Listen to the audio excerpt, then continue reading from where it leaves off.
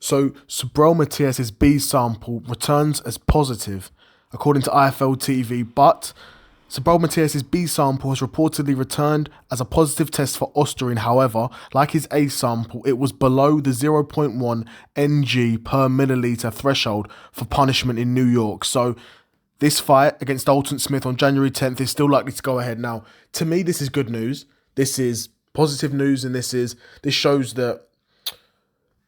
And this is the way it should be in boxing, in my opinion. It shouldn't just be you fail a test, automatic ban. No, there's a due process, and like this, if you've got less than 0.1 ng per milliliter of Ostarine in your system, is it even clinically a performance enhancer at that point? I don't know. I'm no scientist, but at that point, is it even, like I said, even performance enhancing at that point? Is it even able to make a noticeable difference, or even a non-noticeable difference?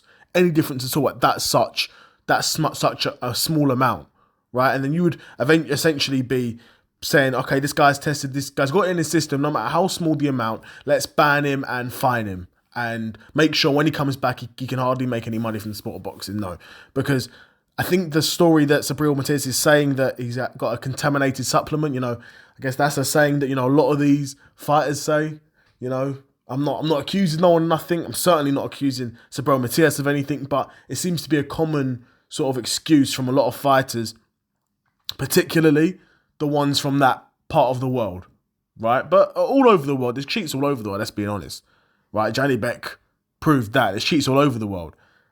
But Subriel Matías says, he was taking a ton of supplements and, at that point, of course, it's possible one of them or maybe a couple of them are tainted and have trace amounts of Ostarine in it. That's possible, but it's good to see that the New York State Athletic Commission, of course, they've got a threshold where they deem it, exactly. They're exactly what I'm saying, where they deem it, if it's below this threshold, it's basically not even performance enhancing. So, you know what I mean? We're not going to fine you or ban you or anything like that or suspend you or anything, right? So Subriel Matías he's below that threshold, so the fight against Dalton Smith should go ahead.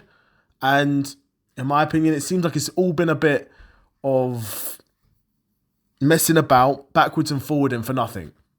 I understand the optics. I understand.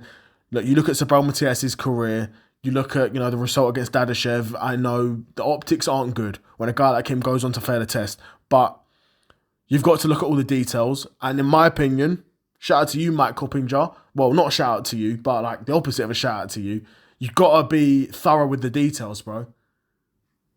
Because off rip, you're putting the message out there that Subriel Matías is a cheat. You're spreading that narrative when it's not really the case. As of now, it's been proven it's not the case.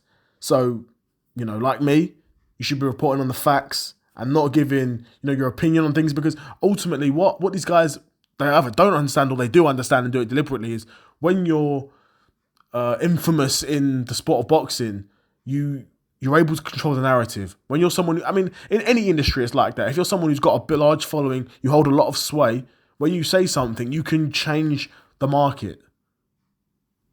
You can change the narratives, right? And Mike Coppinger either doesn't know he can do that, or he does know he can do that and is trying to do that deliberately to Subriel Matías. But the B samples came in. It's looking like the fight's going to go ahead. That's all that matters.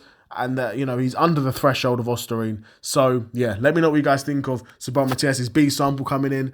The tainted supplement excuse, quote-unquote excuse. What do you think of it? Let me know in the comments below. Another episode of the Seth Solo Side Quest in the bag, and I'm out. Peace.